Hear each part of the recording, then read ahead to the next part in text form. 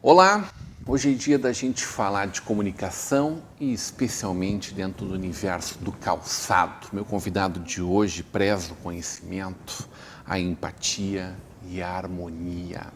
Natural de Canoas, filho de seu Silvério e da dona Eloir, é formado em jornalismo, cursou também a faculdade de matemática, sendo inclusive professor da disciplina. Marido da Gabriela, trabalhou por 19 anos no Grupo Sinos, sendo editor-chefe do Jornal Exclusivo por 9 anos. Desde 2014 é sócio da empresa GBM Comunicação. Hoje teremos uma conversa de peso com Mauro Moraes. Seja muito bem-vindo, Mauro Moraes, para essa conversa de peso. Muito obrigado, Rodrigo. Agradeço o convite e estamos à disposição. É uma baita de uma trajetória profissional, especialmente dentro da área do calçado, Mauro. Exatamente. Eu entrei no segmento calçadista em 95, quando eu fui convidado para vir trabalhar em Novo Hamburgo, no Grupo Sinos, especificamente no Jornal Exclusivo. E sempre gostei de escrever, gostei de ler e gostei de escrever. Eu cometia minhas poesias, né, quando eu era jovem. Como é que começou esse negócio de escrever, hein? Começou assim, eu tinha uma professora chamada Lúcia, na 7ª série. E ela tinha uma aula muito legal que ela fazia assim. Ela levava livros para a aula, para a sala, e todo mundo era obrigado a pegar um livro e era obrigado a ler, né? Mas ela não cobrava revisão, não cobrava resumo, não cobrava nada. Ela fazia, você só tem que ler, só isso. E eu comecei a gostar de ler, e a professora Lúcia fez uma brincadeira comigo, um dia me entregou uma prova lá e disse, Mauro Moraes é nome de escritor. E eu disse, que interessante, será que eu vou ser escritor? Então, ela disse, olha, não sei se tu vai ser escritor, mas que tu tem nome de escritor, tu tem. E aí eu comecei a tomar gosto, comecei a escrever, cometer minhas poesias. Foi uma brincadeira despretensiosa que caiu como uma luva. Exatamente, foi perfeito. Ela me incentivou de uma maneira definitiva. Ela certamente não sabe disso, nunca soube disso, mas ela me incentivou de uma maneira definitiva. E eu comecei a escrever poesia, escrevia contos quando era menino, com 14, 15, 16 anos. E depois fui ficando já um jovem, continuei escrevendo. E nas minhas amizades em Canoas, eu sou natural de Canoas, tinha um colega, Jefferson Assunção, que também cometia suas poesias. E ele, sim, jornalista, trabalhava na Folha de Canoas. E quando eu estava de férias lá do emprego que eu tinha na época, que era montador de móveis, ele convidou, Mauro, vem aqui, vem na Folha de Canoas, vem escrever aqui com a gente, que tu escreve bem. Aí eu fui pautado para fazer uma matéria sobre, nem me lembro direito, negócio sobre alistamento e tal. Fiz a matéria, entreguei, o pessoal gostou e disse, olha, vem trabalhar com a gente. E eu comecei a escrever dessa maneira, totalmente despretensiosa. E só que o que ocorreu, isso foi em 1994. Tu trabalhava com teu pai? Eu trabalhava com meu pai. Que era montador. Entregador e montador de móveis. Ô Mauro, a Folha de Canoas foi que, em primeiro lugar, tu conseguiu fazer da escrita um negócio. Exatamente.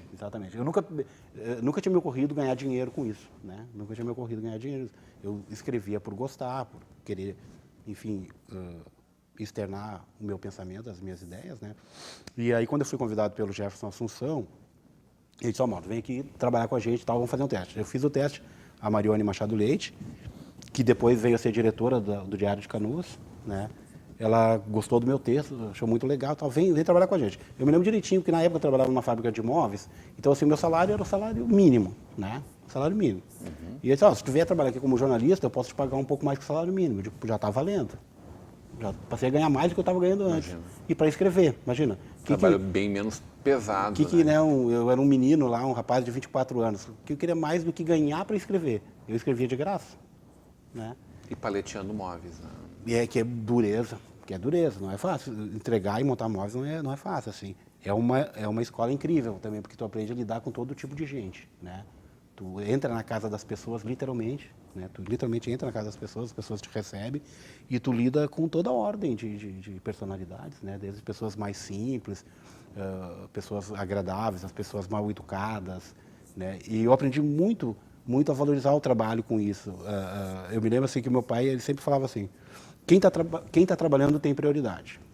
Quem está trabalhando tem prioridade. Porque eu me lembro de um episódio, se me permite rapidamente, uma vez a gente foi entregar um móvel, eu trabalhava com meu pai e meus irmãos, né? E aí a gente chegou fora do horário, assim, era, sei lá, 6h30 da tarde, e a moça lá, ela não quis receber, sabe? Eu não vou receber roupeiro porque você ficar de vir às 6 e tal. Daí o meu pai falou para ela, olha, assim, eu peço desculpa, a gente se atrasou porque a gente tinha outras entregas, mas se a senhora pensar, eu estou trabalhando até agora 6 meses, meus filhos estão tudo trabalhando, a gente está até agora 5 meses, a gente não comeu ainda, e eu acho que a gente merece, né, poder trabalhar. E a mulher falou, ficou até meio encabulada, disse, não, o senhor tem razão, o senhor tem razão. E aí sempre tinha assim, quem trabalha tem prioridade. Está trabalhando tem prioridade. Então tu aprende muito, né? Eu aprendi muito. E depois quando fui trabalhar na Folha de Canoas, foi um ano e pouco na Folha de Canoas, foi muito legal, porque na Folha de Canoas, Rodrigo, eu fazia tudo, né? Eu fazia tudo. Eu entrei fazendo esporte, depois fiz política, fiz policial, eu fiz tudo. E era um jornal diário. Apesar de ser um jornal pequeno, ele era diário. Então, ele dá uma dinâmica legal de texto, de compreensão, né? E depois, aí, em 94, esse meu amigo convidou para eu vir aqui para Novo Hamburgo, para o Grupo Sinos, tinha uma vaga no Jornal Exclusivo, uma vaga para viajar. Essa era a condição, porque o jornalista de então, que era o Eduardo Jablonski, ele estava saindo do Grupo Sinos e ele viajava por todo o Brasil fazendo reportagens. Precisava de alguém para viajar. Eu, na época, era solteiro e tinha 24 anos, eu digo, bora lá, vamos viajar então. E eu vim para o Jornal Exclusivo, comecei a trabalhar, comecei a viajar e aí o meu editor, que hoje é meu sócio, o Milton Grabin, ele me contratou em 1995, ele era editor do Jornal Exclusivo. Hoje somos sócios. Daí ele falou, Mauro, agora que tu está trabalhando no jornalismo, né, tu já abandonou mesmo a matemática, agora tu vai ter que estudar jornalismo. Eu fui para a Unicinos e fiquei trabalhando no Jornal Exclusivo, viajando. Esse foi o meu primeiro trabalho no Jornal Exclusivo, foi viajar, fazer reportagem com lojistas, com grandes fabricantes de calçados pelo Brasil. Esse foi o meu primeiro trabalho. Foi o meu primeiro trabalho. Conheceu praticamente o Brasil inteiro, realmente. Sim, praticamente o Brasil inteiro. Tirando o norte, que não tem indústria calçadista, e na época que eu entrei, em 95, o varejo de calçados também era pequeno, e uma partezinha do Nordeste. Fora isso, eu conheço todo o Brasil, viajei para todas as capitais. Quando eu entrei, nos anos de 95 e 96, a Calçados do Beira-Rio, aqui de Novo Hamburgo, tinha um projeto chamado Beira-Rio Calçando Brasil, que previa viagens a todas as capitais, né, do Brasil. E nestas viagens, o jornalista do Exclusivo, que era eu no caso, entrevistava os grandes lojistas daquela praça, a gente fazia reportagens enormes. E esse período de viagens durou uns 3 anos, pelo menos, viajando pelo Brasil. Porque depois, assim, aí era renovado, né, o projeto era renovado a cada ano. E aí, no primeiro ano era só as capitais, no outro ano a gente começou já a ir para o interior. Aí fui para o interior de Minas Gerais, interior de São Paulo, interior do Paraná, Santa Catarina. Teve um ano que teve o projeto Beira-Rio só no Rio Grande do Sul. Eu viajei todo o Rio Grande do Sul, conheci todo o Rio Grande do Sul. E isso deu uma bagagem enorme de conhecimento, assim, de Imagina varejo. um mail informado. Também, quantidade de pessoas. Muitos contatos, né? Muitos contatos. A gente eu conhecia muita maiores gente. Lojistas do Brasil. Maiores lojistas, maiores fabricantes. E o que é legal também, né, Rodrigo? Tu sabe disso que, assim, a gente, quem viaja bastante, aprende a se virar. Aprende a se virar. Porque as coisas não saem dentro do roteiro, né, numa viagem. E quando tu viaja praticamente todo mês, que era o meu caso, muitas coisas saem do roteiro, assim. E tu aprende a destrinchar as coisas, isso dá uma habilidade que acabou sendo muito útil depois que eu... Como editor. Como editor daí. É um balanço para conseguir destrinchar todos os caminhos. Exatamente. Eu acho assim, o grande papel do editor é ele harmonizar os talentos, né? Eu me lembro assim, de um elogio que eu ganhei de uma jornalista minha, chamada Litiane Margherita, que ela está agora até trabalhando lá no Nordeste. E ela disse, Mauro, o que eu gosto em ti como editor é que tu faz as coisas parecerem fáceis. E eu disse, isso é que um editor tem que fazer. Um chefe tem que fazer, na verdade. Ele tem que organizar o trabalho, organizar os talentos, as ações, as atividades, de modo que elas pareçam fáceis. Elas não são fáceis, mas elas têm que parecerem fáceis. É o boleiro que não corre atrás da bola, mas que põe a bola para rolar. Exatamente, no perfeito. tapete verde. Perfeitamente, é isso aí. Algumas boas experiências internacionais, oportunidade Sim, de conhecer esse mundo do calçado, mundo afora. Eu quero falar sobre isso na volta do intervalo. Combinado. Numa conversa de peso com o escritor Mauro Moraes.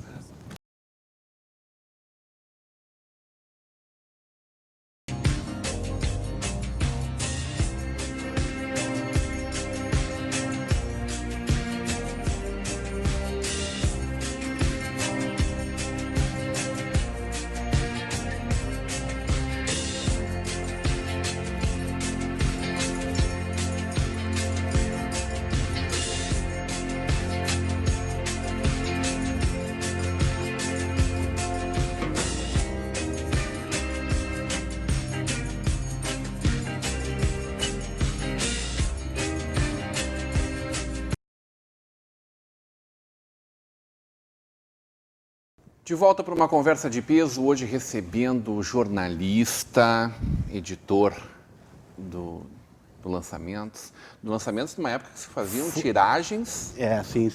que era um guia telefônico, mais ou menos. Sim, assim. sim. Eu me lembro de um episódio que teve uma oportunidade que foi cancelado as vendas da revista, porque a gráfica ela tinha um limite do número de páginas Deve que ela dar um podia desespero fazer. para o editor. Não, imagina para o comercial. Imagina o comercial querendo faturar. Né? Sei lá, 300 páginas, assim, e era o limite. Assim. A gente não consegue fazer mais. Durante muito tempo se imprimiu a revista Lançamentos no Chile, durante bastante tempo, porque era mais barato imprimir lá. Então realmente foram outros tempos, eram tempos assim. Jornalista, editor e hoje sócio da GBM Comunicação, ao lado do cara que te contratou, que te levou para o calçado, né, que te assumiu no calçado, o Milton Grabin, um querido Milton Grabin também.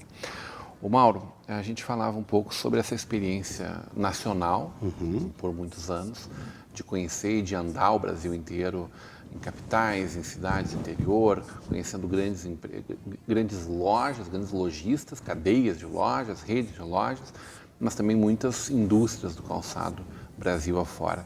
Mas essa experiência não ficou restrita ao nosso mercado nacional. Tu foi conhecer o mundo do calçado pelo mundo. Exatamente. Eu tive essa oportunidade primeiro pelo Grupo Sinos e agora já pela Coromoda, desde 2014, de conhecer vários países do mundo, né? Eu tive na Alemanha, tive 2 vezes, na primeira vez que eu fui para a Europa, fui justamente para a Alemanha e para a Itália. Que era a maior feira de calçado. Era a maior feira de calçado do mundo na época, que era a GDS, né? Eu participei já de Mican, de 2 Mican também na Itália, também no tempo do Grupo Sinos, e uma agora setembro do ano passado eu estava na Itália, em Milão, fazendo cobertura da Mican. Fiz 2 feiras em Madrid. Que hoje é a maior do mundo? A Mican hoje é a maior do mundo. Hoje é, né? Na época é era a segunda maior. É a segunda maior do mundo, mas hoje ela é a mais importante. E a GDS desapareceu. Ela desapareceu, ela era gigante e ela perdeu completamente a importância, a relevância dentro do mercado europeu, principalmente, né? Tive também na Lecuira Paris 2 vezes também fazendo cobertura, que é uma feira que não é feira de calçado, na verdade, né? A Lecuira é uma feira do complexo calçadista, ali tem couro, tem componente, tem enviamentos, tem acessórios, né? A Lecuira Paris tive 2 vezes também, tive 3 vezes no México, tive 2 vezes, eu tive 4 vezes no México. Tive 3 vezes em feira e 1 vez no Congresso Mundial, agora pela Coromoda.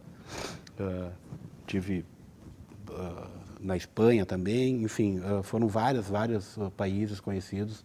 E na Itália, né? Na Itália eu fui, acho, 3 vezes pelo menos, fora a feira. Que em outros tempos também o Jornal Exclusivo fazia reportagens especiais, né? Eu aproveitava para conhecer a indústria calçadista italiana, que era e continua sendo uma referência. Tem espaço para o nosso calçado, mano? Tem espaço para o nosso calçado, com certeza. O calçado brasileiro Qual é o nosso caminho, então? Tem algumas características assim, específicas. Assim. Em primeiro lugar, o calçado brasileiro já tem uma certa identidade. Eu acho que dizer que o Brasil tem uma moda seria um exagero, né? Mas já tem uma certa identidade. O calçado brasileiro tem a agilidade na produção como poucos têm no mundo, né? Os chineses, eles ganham na escala, é gigantesco. A China é gigantesca, tudo na China é gigantesco. Mas eles não têm essa agilidade que o industrial brasileiro tem. Até pelo próprio histórico econômico, cultural, da sociedade brasileira leva o industrial, leva o empresário a ser uma pessoa de capacidade de pensamento rápido e de soluções rápidas, né? Soluções rápidas. Então, assim, nós temos habilidade, somos o país que tem o maior complexo, o cluster calçadista mais completo do mundo, porque nós temos desde o gado, que fornece o couro, passando pelo curtume, componentes, máquinas, equipamentos, fábrica de calçado, as instituições de ensino importantíssimas, que nem a IBETEC, FEVALE. Nós temos um varejo muito forte no Brasil, um varejo de calçado muito forte, pulverizado, né, que ainda não seguiu a trilha de outros segmentos do varejo nacional de aglomeração, né, de virar grandes grupos. Ele é bastante difuso em todo o Brasil. E todo esse panorama garante ao Brasil condições plenas de disputar mercado. E tem um fator que é importantíssimo desse momento, exatamente nesse momento, Rodrigo, que é o seguinte: a guerra comercial entre China e Estados Unidos. Nós publicamos uma matéria há 2 semanas no nosso portal Coromoda, que a gente desenvolve, dando conta de que a Federação dos Lojistas de Calçados dos Estados Unidos, que seria equivalente à nossa BLAC aqui no Brasil, ela fez um levantamento e encaminhou ao governo do Donald Trump, dizendo que os lojistas de calçados dos Estados Unidos vão gastar 7 bilhões de dólares a mais por causa da taxação. O calçado ainda não entrou. Ele está na lista, na espera para entrar. Ele entrando, vai abrir muito mais espaço para o calçado brasileiro. A gente fica grandão. Porque o que já está acontecendo? Já teve aqui na Coromoda, Rodrigo, teve aqui os representantes do Grupo Target. O Grupo Target tem mais... Isso agora em janeiro. Agora em janeiro. O Grupo Target tem mais de 3 mil lojas nos Estados Unidos. O Grupo Target tem um faturamento de bilhões de dólares. O faturamento do Grupo Target, só para ter uma ideia, com calçados e roupas, é maior do que toda a exportação brasileira de calçados. Que loucura. E eles já vieram para o Brasil. Por quê? Porque eles já estão preocupados, já estão prevendo que essa taxação vai acontecer. Então, eles já estão começando a prospectar mercado aqui. Em se confirmando, e tudo indica que vai se confirmar, essa guerra, inclusive, deve se intensificar, a guerra comercial entre Estados Unidos e China. Até porque os Estados Unidos não tem muita outra opção, né? Eles estão numa berlinda, né? Eles estão com essa questão tecnológica, com o 5G chinês, que vai, se não for combatido, de diversas maneiras, vai dominar realmente o mundo. Então os Estados Unidos está impondo essas barreiras e o calçado vai acabar entrando. Tudo indica que sim. Entrando, o calçado brasileiro ganha um espaço enorme. Pensa bem, Rodrigo, se o calçado brasileiro crescer 20%, são 200 milhões de dólares a mais por ano de exportação. Hoje, nossa exportação está em torno de 1 bilhão. Quantos milhares de empregos a mais? Quantos milhares de empregos? Porque, exatamente, o calçado é uma das indústrias mais intensivas de mão de obra, né? Porque ela, muito embora boa parte possa ser automatizada, requer muito o elemento humano. Muitos processos. São muitos processos, né? Então eu vejo assim com bons olhos o futuro do calçado. A própria crise recente, a recessão recente, de uma certa maneira ajudou a depurar o mercado também, né? As empresas que ficaram fortalecidas, ficaram mais estruturadas, mais enxutas, mais preparadas. Boa parte delas exporta com a marca própria, que é importantíssimo, né? É óbvio que o private label segue importante, né? Porque tem que se produzir também, né? Tem que se vender a produção. Claro. Mas boa parte das grandes marcas brasileiras exportam com marca própria, né? Já tem um certo reconhecimento no mercado internacional, principalmente aqui na América Latina. Mas os Estados Unidos é o mercado que mais cresce na compra de calçados brasileiros. Esse mês, agora nós estamos no mês de junho, o mês de maio fechou com um crescimento de 24% das compras norte-americanas de calçados. Puxa vida. 24%. Esse número é muito expressivo. É muito expressivo. No mês de maio. No acumulado, posso estar enganado, mas é em torno de 16% a mais de venda para os Estados Unidos. Mauro, tu falou de todo o cluster coreano calçadista, mas não falou da comunicação especializada do calçado, que também faz parte desse universo do calçado e que aqui ela é muito qualificada, especialmente, sim, evidentemente, na nossa região, com certeza, do calçado do Brasil. me fala um pouco dessa tua caminhada para a tua empresa de comunicação, Sim. junto com o teu sócio Milton, e hoje respondendo por duas, eu diria, uma empresa e uma entidade, mas duas verdadeiras instituições do calçado, Exatamente. que é a Coromoda e a Black. Exato. Eu trabalhei no Grupo Sinos até o ano de 2014, que é onde eu acabei saindo. E logo quando eu saí do Grupo Sinos, depois de 19 anos trabalhando consecutivamente no grupo, e sendo 9 como editor-chefe, eu saí do jornal e aí logo o Milton Grabin, que tinha me contratado, ele era o editor do jornal em 95, ele tinha uma empresa chamada GBN, N, com N de navio, GBN Comunicação. Eu disse, Mauro, vem para cá, vamos trabalhar com a gente e tal. Eu fui lá conversar com ele, mas eu não queria trabalhar ainda, eu queria dar um tempo, né? Mas logo em seguida, ali 2 ou 3 semanas depois, o Francisco Santos, presidente da Coromoda, me ligou e disse, Mauro, soube que tu saiu do Grupo Sinos e gostaria que tu fizesse um trabalho para nós aqui no nosso portal Coromoda e o portal São Paulo Prêt-à-Porter.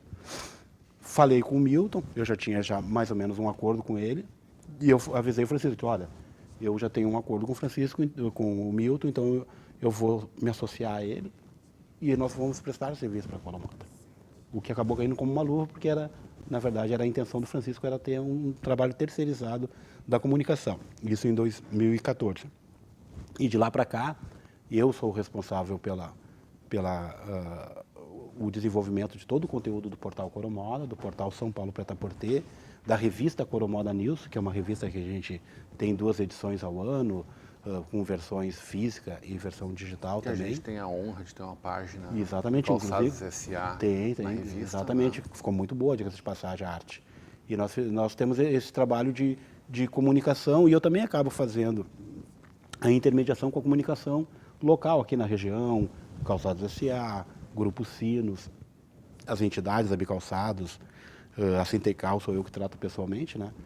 E a GBM tem vários clientes, mas são 2 os principais clientes, que é a Coromoda, que eu atendo essa conta, e a Associação Brasileira dos Lojistas de Calçados, que é a Black, que essa conta é atendida pelo meu sócio, o Milton, que ela é uma instituição que congrega os maiores lojistas de calçados do Brasil, né? Representa em torno aí de 40 mil pontos de venda no Brasil, a Black, né? Ela representa, e ela é uma instituição bastante ativa e que sempre busca soluções no sentido de aumentar as vendas de calçados, né? Inclusive estamos retomando, a Black está retomando uma campanha Calçado o Melhor Presente, que é uma campanha institucional incentivando o consumo do calçado, porque é um presente, né, Rodrigo, de baixo valor agregado unitário, mas é um presente que sempre agrada, né? Conhecendo minimamente a pessoa que tu vai presentear, obviamente, né? Então, a E um Black, presente útil, né? um presente útil e de baixo valor agregado, né? Não despende tanto valor assim. E a Black, ela participa das feiras, Coromoda, Francal, nós temos o nosso jantar anual da Black também, que sempre traz um grande palestrante. E é uma instituição muito forte e que visa o desenvolvimento do setor. Porque nem eu falei, o cluster calçadista é bastante completo, bastante complexo, né? E complementar. A Black, ela fecha essa ponta do varejo também. Boas notícias do nosso segmento aí, né? E, sobretudo, saber que a gente tem um bom espaço para caminhar dentro do calçado. Temos, com certeza. No mercado nacional e mundo afora. Acredito nisso, acredito piamente nisso. Acredito, a Coromoda, por exemplo, vem passando por um processo assim, de adaptação, né, aos novos tempos. E a gente acredita muito no setor calçadista, a gente acredita muito na informação. Nós temos o nosso Fórum Coromoda há mais de 20 anos e que visa especificamente a capacitação do profissional do setor calçadista, seja ele industrial, seja ele varejista ou qualquer outro profissional do setor. Então a Coromoda, ela acredita muito no setor calçadista, no desenvolvimento, no futuro, no potencial. Não temos concorrentes, na verdade, fora da Ásia. Fora da Ásia, o Brasil não tem concorrente de peso, né? A gente tem ali alguma coisa ali, produção no México, Portugal vem se destacando bem, tem uma vantagem logística e geográfica, né, por se situar justamente na Europa, né? Portugal tem alguma produção, mas em grande volume, na casa do quase Alemanha 1 bilhão. E a Espanha já tiveram. Já tiveram. Relevância. A Itália, né? A Itália tem, mas a Itália, Rodrigo, a Itália, assim, eu não saberia precisar o número, mas a maior parte do calçado italiano não é produzido na Itália. Né? É o design italiano, é o que o Brasil fez durante muito tempo aqui, que foi produzir para grifes norte-americanas. Vem um protótipo pronto, né? O pessoal só fabrica. Então, a Itália, só que a Itália faz o contrário, a Itália desenvolve, ela tem a grife, ela tem as grandes grifes mundiais da moda mundial, são italianas, né? E especificamente do calçado também. E ela faz o que ela produz em outros países europeus e produz muito na Ásia, produz na China, produz no leste europeu, tem produzido bastante, né? Aqueles países da antiga cortina de ferro, Romênia, Tchecoslováquia também tem tido bastante produção lá. E isso também é um outro viés que se abre para a indústria calçadista brasileira também, porque há uma dificuldade maior na China agora, cada vez mais, porque a mão de obra começou a ficar um pouco mais cara, porque a indústria, principalmente a indústria de tecnologia na China, tem pegado a maior parte das pessoas para trabalhar. Então, assim, as fábricas de calçados têm que começar a pagar mais agora. Então, assim, parte da produção italiana que era feita na China já está sendo redirecionada para a Tailândia, para o Vietnã, Camboja, mas eles têm uma certa dificuldade com os asiáticos pela questão da língua, questão logística e tal. Isso também é uma qualidade. Também é uma oportunidade de negócio também para os brasileiros. Também. Adorei conversar contigo. Eu da mesma maneira. Seja sempre muito bem-vindo hoje numa conversa de peso com um escritor. Escritor, por que não? Não deixa de ser. Mas o jornalista, empresário da GBM Comunicação. Um abraço ao Milton também. O Mauro Moraes continue agora com a programação da nossa Vale TV, da nossa rede comunidade de televisão.